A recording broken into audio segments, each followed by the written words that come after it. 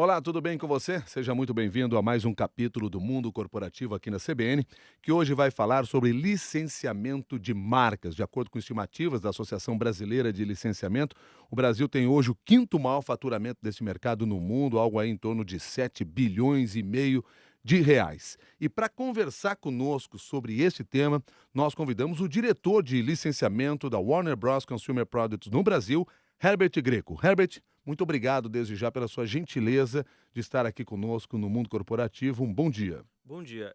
Na verdade, sou eu que agradeço pela oportunidade de falar um pouco sobre licenciamento, um tema que encanta a mim há mais de 2 décadas. Herbert, para começar a nossa conversa, vamos conceituar esse tema aqui. O que é licenciamento de marcas? Quando nós estamos falando sobre licenciamento de marcas, estamos falando do quê?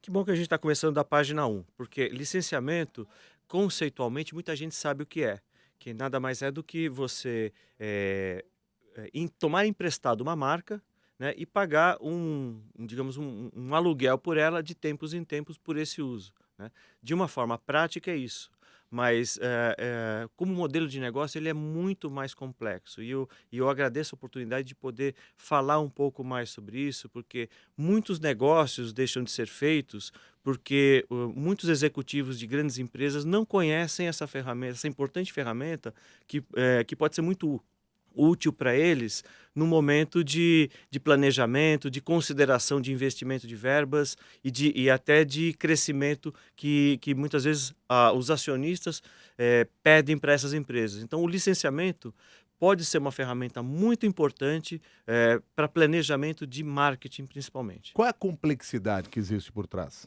A complexidade se dá muito por o fato de não haver estruturado praticamente em nenhum curso de administração de empresas, de economia, o tema de licenciamento. Não se fala muito sobre isso.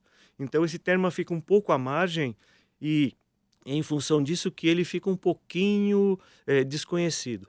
É claro que, como ele é muito difundido, as pessoas sabem, mas sabem de uma forma superficial. E falar sobre ele, do mecanismo de funcionamento, as vantagens, os riscos, as oportunidades que o licenciamento pode trazer, é muito importante para a gente nesse momento. Quando nós estamos falando aqui licenciamento, nós estamos falando do uso de nomes, uso de imagens, de logos. Celebridades, a gente está falando de personagens de filmes, de séries de TV, de cinema, de games, a gente está falando de tudo aquilo que a gente define dentro do nosso negócio como propriedade intelectual. Na medida em que a gente desenvolve um personagem, uma celebridade, e eu emolduro essa celebridade ou esse personagem dentro de uma característica que eu posso utilizar a imagem dele, eu defino isso como uma propriedade intelectual. A partir do momento que eu tenho isso definido, eu posso emprestar essa propriedade intelectual para uma outra empresa para uso em produto, em serviços, para que eles possam também se utilizar da nossa imagem, do nosso personagem para alavancar suas vendas. No Brasil, qual é o processo mais comum, o negócio mais comum dentro dessa área de Em licenciamento? produtos.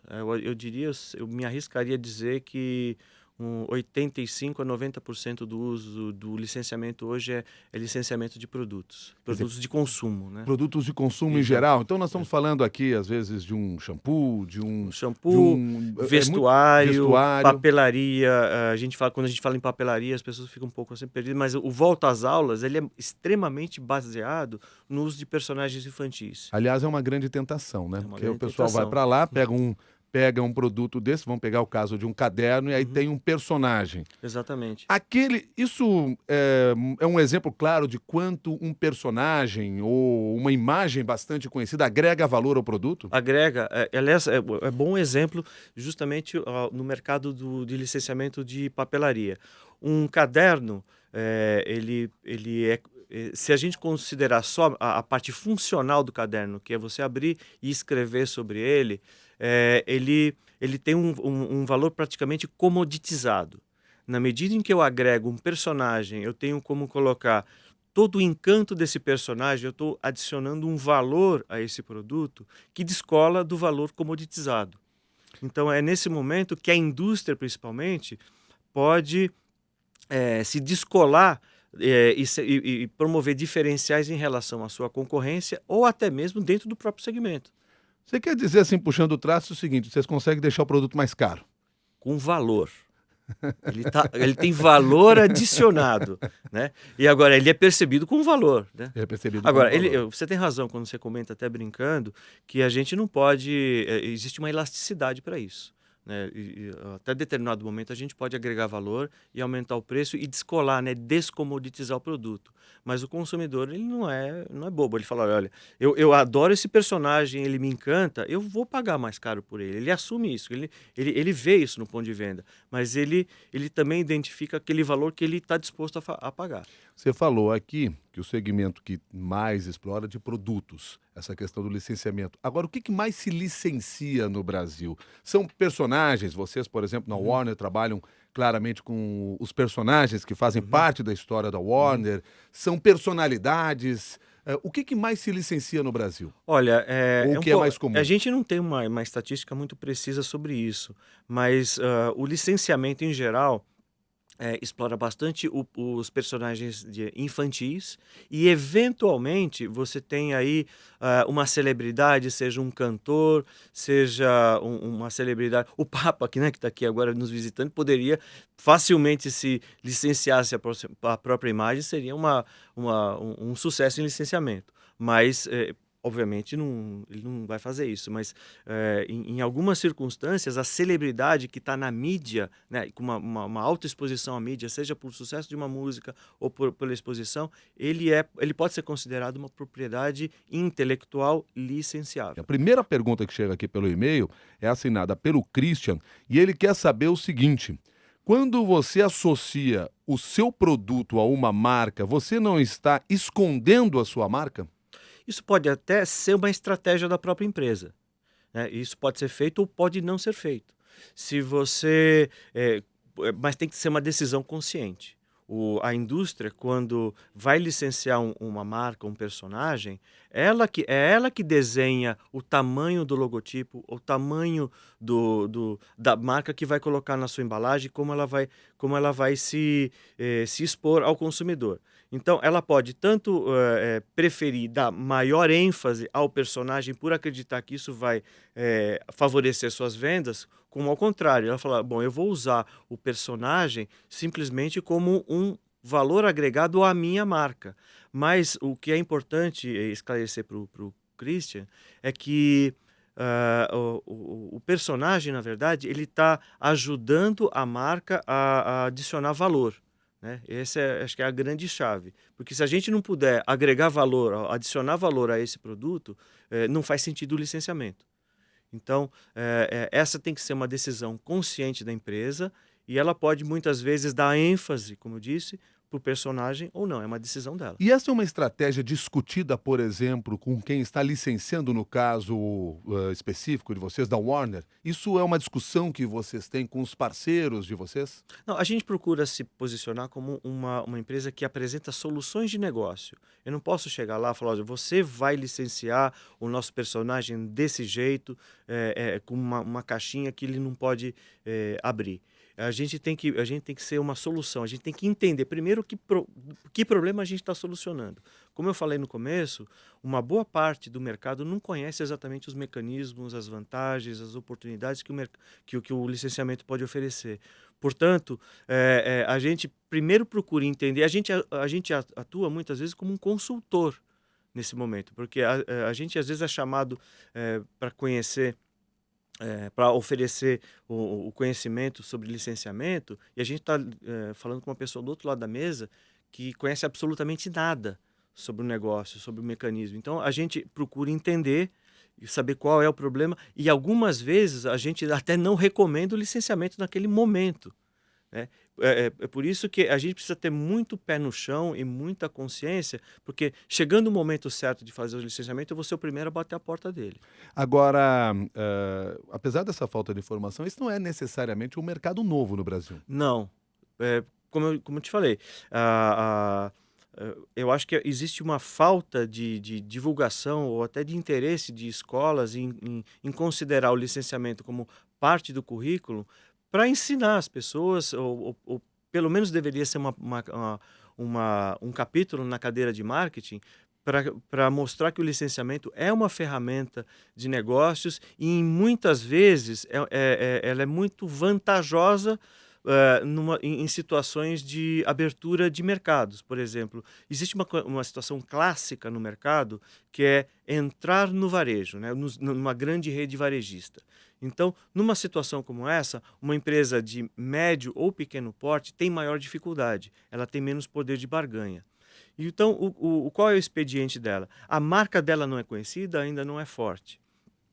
O licenciamento pode ser uma ferramenta muito importante quando ela desenvolve um produto com um personagem que já é notório, é conhecido, já é divulgado e querido pelo público consumidor dessa rede varejista. Na medida que ele chega e se apresenta como uma empresa que possui esses personagens e está ligado, por exemplo, como uma empresa como a nossa, que é uma empresa global, conhecida, notória, que tem bons personagens e que não vai ceder licença para qualquer empresa que surja no mercado, né? Existe um critério de seleção para a gente selecionar essas empresas, as portas se abrem com maior facilidade. Sua carreira profissional está ligada a esse mercado há algum tempo. Há bastante tempo, eu diria, há uns 20 anos já. Como é que você começou? Eu comecei, na verdade, obviamente de baixo, né? Não comecei como diretor de vendas, mas eu comecei dentro do licenciamento. Eu trabalhava dentro de uma empresa de indústria de consumo de produtos esportivos, né? Na ocasião, na Vulcabras. A Vulcabras era uma licenciadora e licenciante, porque ela funcionava naquela época como licenciadora de marcas como Adidas, Puma, Lecoq Sportif, e representava essas marcas no Brasil. Naquela ocasião, a gente representava essas marcas e sublicenciava a empresas locais para desenvolverem produtos. No caso, a gente fazia calçados e a gente sublicenciava a Vulcabras, a empresas ligadas à Vulcabras, para fazer produtos de vestuário. Então, eu comecei a tomar conhecimento do que era licenciamento no início da década de 90. Em meados da década de 90, em torno de 94, 95, a Disney foi a primeira empresa a assumir a própria posição. Na época existia a Redibra, né, que era representações Disney no Brasil. Ela representava a Disney no Brasil e a Disney ela tomou a frente desses negócios aqui no Brasil e contratou profissionais que tinham algum conhecimento sobre licenciamento. Eu era um deles, comecei minha carreira na Disney e hoje estou na Warner Brothers. Muita alegria. Trabalhando também com personagens. Com personagens. Com personagens. A Warner trabalha especificamente com esses personagens todos que nós conhecemos? Na verdade, muito mais. A Warner, eu posso garantir para você que possui o maior portfólio de personagens do mundo. Ela tem a maior, a gente chama de biblioteca, né, de filmes do mercado mundial, notoriamente conhecida aí pelos filmes de Hollywood, depois de televisão, animações, agora games. A Warner Brothers tem um portfólio de personagens vastíssimo, que não se resume só a personagens infantis e heróis. A gente tem séries de TV, temos os personagens de games, enfim, é uma infinidade.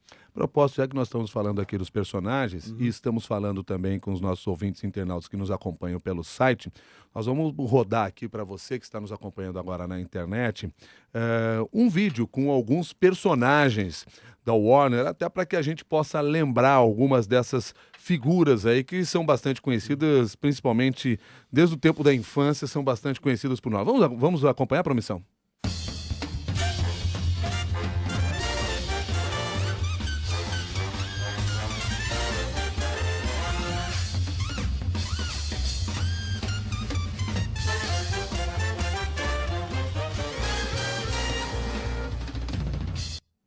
De todos os personagens que nós temos na Warner, dá para dizer quem é o campeão de vendas? Olha, atualmente são os nossos heróis, né? Os nossos heróis, eles realmente estão representando um crescimento dentro. Hoje são a coqueluche dentro do nosso portfólio de personagens. A gente observou um crescimento, o negócio com heróis há 5 anos atrás era 5% do nosso faturamento, particularmente com Batman, e hoje a gente tem, depois de 5 anos, isso está representando aproximadamente 30%, e eu diria com uma tendência de continuar crescendo. Agora, os heróis são, como você disse, algo mais recente, mas isso está diretamente ligado ao negócio do cinema. Quer Exato. dizer, esses mercados andam em paralelo. Eles se complementam. Hoje em dia, quer dizer, a grande origem dos heróis são os quadrinhos da década de 30, 40, né? O primeiro aliás, o termo super-herói vem do primeiro super-herói, que era o Super-Homem, né? Que é de 1938. Né? Aliás, está fazendo 75 anos esse ano. E logo em 39 foi lançado o Batman, né? Em 1939, e o ano que vem faz 75 anos. E no ano de 1940, a Liga da Justiça. Então, são heróis que foram criados nos quadrinhos, e depois, com o advento da televisão, eles tiveram suas versões para televisão, em seguida para cinema, e isso não parou de evoluir. Hoje eles estão no game, estão nos jogos de internet, e estão em todos os lugares. E houve um resgate desses super-heróis aí, o Uhum. próprio cinema trouxe isso para a tela, Uhum. primeiro individualmente, depois todos Uhum. juntos, enfim.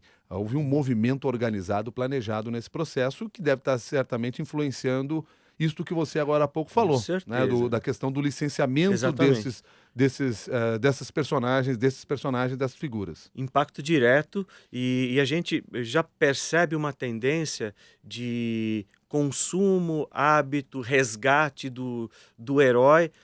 Eu diria que para os próximos 4, 5 anos, com muita certeza, porque como existem já filmes planejados com heróis, a gente pode se planejar, oferecer e até, de certa forma, garantir, entre aspas, que o sucesso vai estar residindo dentro da seara dos heróis. Dos programas que são desenvolvidos por vocês dentro dessa área de licenciamento, nós temos programas de merchandising, programas de marketing promocional, programas de varejo. Uhum. Você poderia caracterizar cada um deles para nós, para que a gente compreenda um pouco melhor?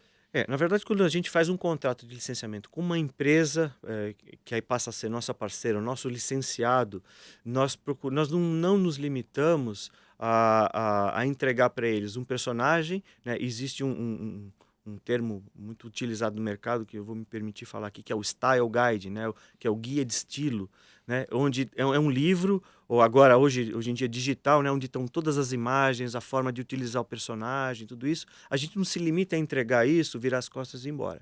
A gente continua essa nossa consultoria, oferecendo para eles orientações do que funcionou em outros países no passado.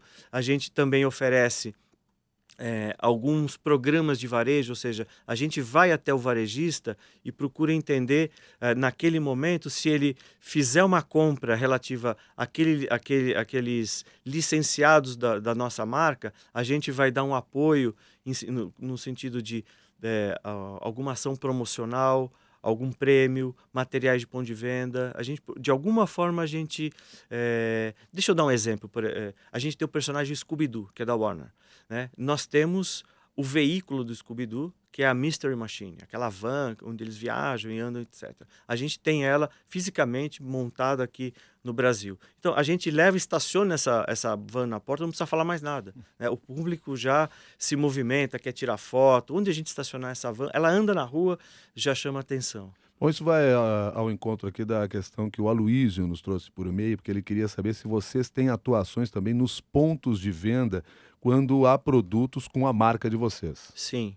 Claramente esse Obviamente, é um exemplo. a gente não pode estar em 100% dos pontos de venda, mas a gente, em determinados momentos do ano, por exemplo, Dia das Crianças, Natal, Dia dos Namorados, a gente procura fazer um programa junto com a rede varejista para dar apoio e ajudá-los a alavancar suas vendas. Você falou agora há pouco em Style Guides, Isso. com essa expressão. Isso. Este guia, Uhum.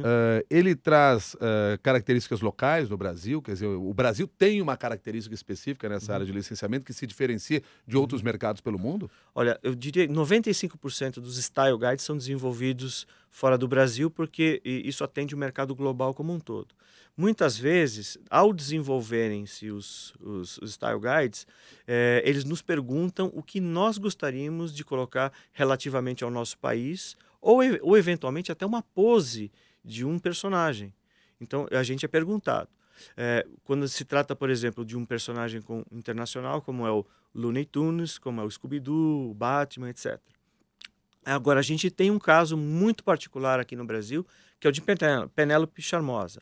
Penélope Charmosa, como todo mundo já sabe, não vou precisar falar, vem da Corrida Maluca, é uma personagem glamourosa, que tem atitude, é competitiva, enfim, tem uma atitude feminina dentro da Corrida Maluca que se tornou uma característica que a gente começou a perceber que estava sendo amplamente falada. O termo Penélope passou ao conhecimento popular. A gente percebendo isso, falou, bom, então a gente vê aqui uma oportunidade agora de materializar a nossa personagem. Então a gente desenvolveu um Style Guide, um programa específico e um licenciamento específico dedicado a Penélope Charmosa. E isso foi integralmente, 100% desenvolvido aqui no Brasil. Aproveitando que você falou da Corrida Maluca, vamos lembrar um pouco da história da Corrida Maluca, que marcou certamente a infância de muitas pessoas?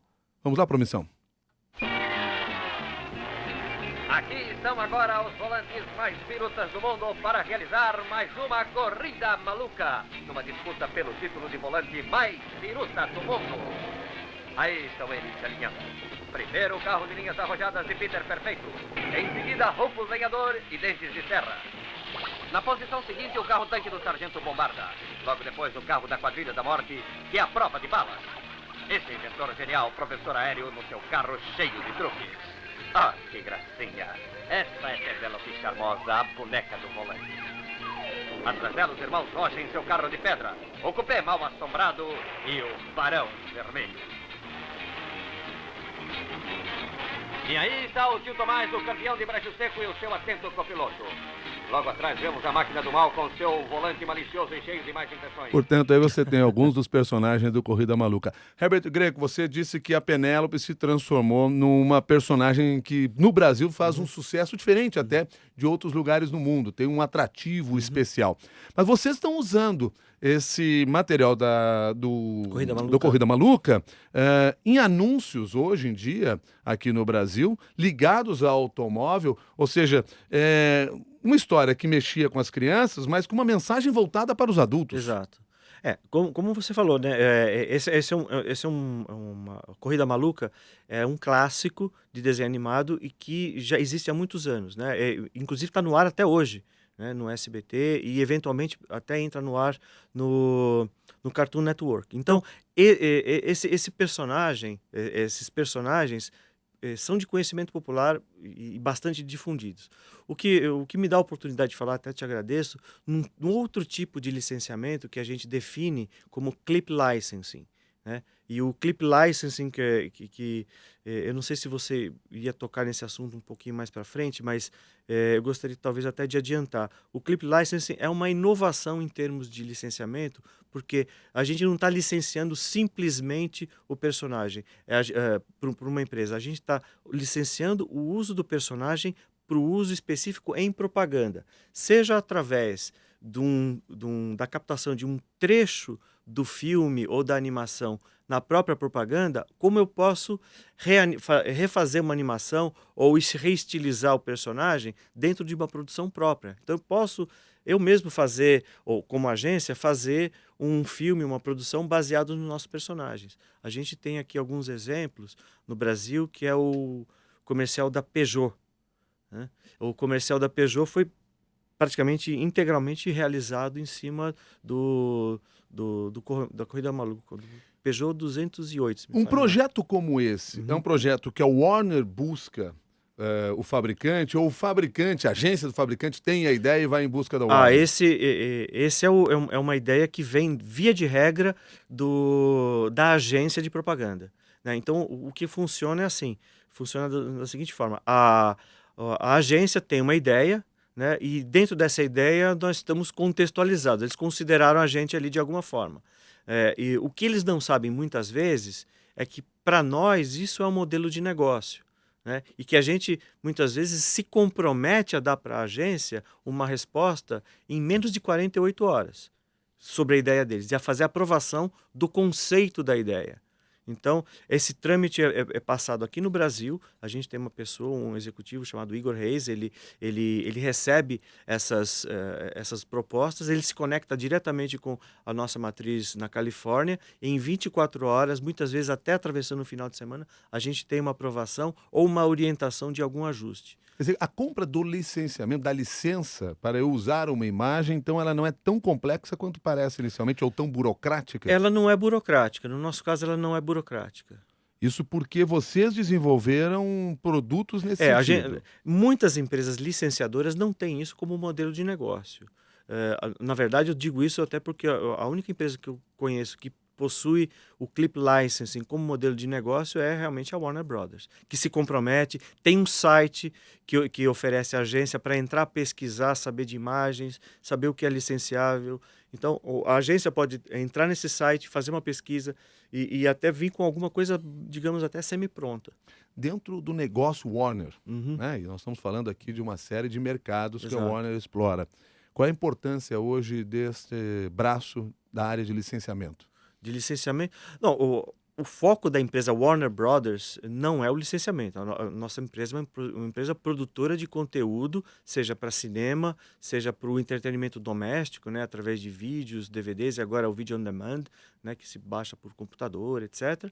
E mais recentemente games. Então a nossa empresa é uma empresa produtora de conteúdo por essência e por definição. O negócio de licenciamento não cria histórias. Ele pega essas propriedades intelectuais, né, e transforma num negócio adicional. Isso varia um pouco de país para país, mas eu diria que a gente está em torno de 8%, 5% do faturamento da empresa como um todo. Não mais que isso. Hector, o nosso ouvinte internauta Cláudio Soares pergunta o seguinte: é possível trabalhar com essa ideia de licenciamento sendo um pequeno empresário? É possível, sim. É viável É para esse viável, negócio? é viável, é viável.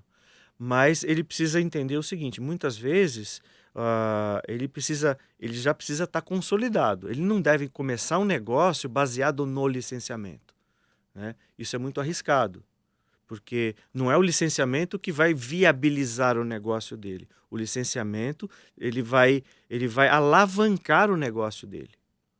Bom, Então, lá no início dessa nossa conversa, você chamou a atenção pelo menos umas 2 vezes para o fato de que, apesar do licenciamento, esse mercado de licenciamento já existia aí pelo menos 3 décadas no Brasil, está bem mais profissionalizado hoje, como você mostrou claramente, ainda há muita desinformação. E muitas vezes não se tem noção de riscos e benefícios que existem nesse mercado. Como nós estamos chegando aqui no ponto final da nossa conversa no Mundo Corporativo de hoje, eu gostaria que você aproveitasse para trazer algumas dessas mensagens que você considera, e a Warner considera, importante para que se compreenda melhor a importância e os cuidados que se deve ter nessa área. olha, eu acho que a maior dica que eu posso dar é o empresário estar atento à oportunidade que o licenciamento pode trazer para o negócio dele. Muitas vezes, se ele comparar o investimento que ele vai fazer em propaganda, na construção da sua própria marca, esse tempo pode ser abreviado com muito menos risco se ele se associar a uma marca já conhecida. Eu estou falando de personagem, celebridade ou o que for, porque a associação é que vai dar força. E o bom disso é o seguinte: ele diminui muito o risco. Porque na medida em que ele não precisa fazer um investimento elevado em propaganda, mas essa notoriedade, esse conhecimento já está no bojo do personagem, esse investimento já foi feito pela minha empresa. Então, e ele vai pagar por isso como um percentual das suas vendas. Então, é um custo variável e não um custo fixo de um investimento elevado no primeiro momento. Então, essa talvez seja o maior diferencial que a gente pode falar em relação ao licenciamento. Eu estou lembrando aqui de um caso que a marca acabou sendo o personagem. Eu lembro da MetLife, que usa o personagem do Snoopy. Exato. É comum disso acontecer? Não é muito comum, mas não é raro também. Isso é uma decisão estratégica da empresa, né, de ser eu não sei exatamente o que eles não são licenciados nossos, né? Mas eu acho que eles procuraram trazer todo o encantamento do personagem, toda a aura que o Snoopy tem para a marca deles. Mas é Então, isso que eu digo, eu poderia tentar buscar num personagem ou numa personalidade, dependendo da Uhum. situação, trazer para mim essa marca e fazer com que ele seja a minha marca na realidade, da minha empresa. É um Pode. negócio mais difícil de ser feito? É algo arriscado? Ou é algo a ser pensado? Não, no caso de um personagem como os nossos, né, de desenho animado, ou personagens que não existem, né, eu diria que não existe risco algum. No A caso de possibilidade de eles enfrentarem crises é bem Não, é menor. muito, muito menor. Agora, no caso de uma celebridade, de uma pessoa viva, você não sabe o que pode acontecer. E não são raros os casos de celebridades que têm uma imagem num dia, no dia seguinte, você vê atletas, principalmente, perdem patrocínios, enfim, e perdem situações, inclusive contratos de licenciamento com o próprio nome. Né? Porque por problema de doping, alguma coisa assim. Então, o licenciamento de celebridades tem um certo risco mais elevado. Como vários dos personagens marcam assim a nossa infância, né, tem alguns que marcaram a minha mais ainda. Por isso que eu Uhum. fiz questão aqui para fechar o nosso programa de colocar na parte final aqui, Promissão, talvez das falas assim mais tradicionais que eu conheço aí dos personagens da Warner, que é o personagem do Piu Piu. Vamos ouvir aí? Eu acho que eu vi um gatinho.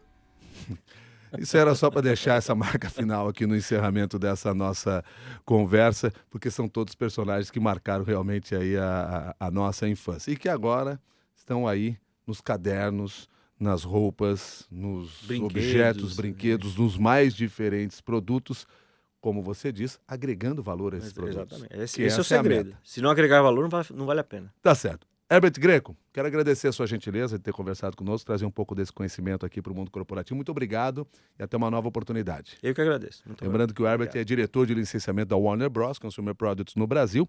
Quero agradecer também você que participou aqui deste mundo corporativo, enviou as suas perguntas, nos assistiu aí pela internet, deixando sempre aqui o convite para que depois dessa conversa você vá lá no LinkedIn, entre no nosso grupo Mundo Corporativo da CBN e deixe lá a sua opinião, discuta um pouco esse assunto com os seus amigos, se não no LinkedIn, mas nas demais redes sociais, porque esse é o nosso grande objetivo. Muito obrigado pela sua participação e até um próximo capítulo do Mundo Corporativo.